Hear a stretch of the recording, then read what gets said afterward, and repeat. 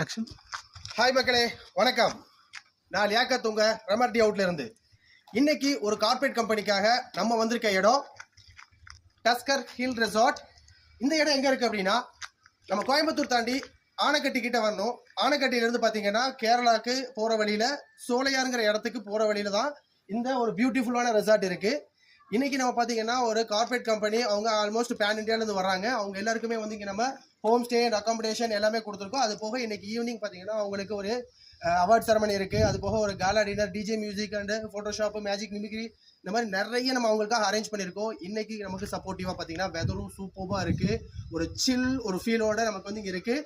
வாங்க இந்த ரெசார்ட்டோடைய ஃபீல் நமக்கு எப்படி இருக்குன்னு பார்ப்போம்.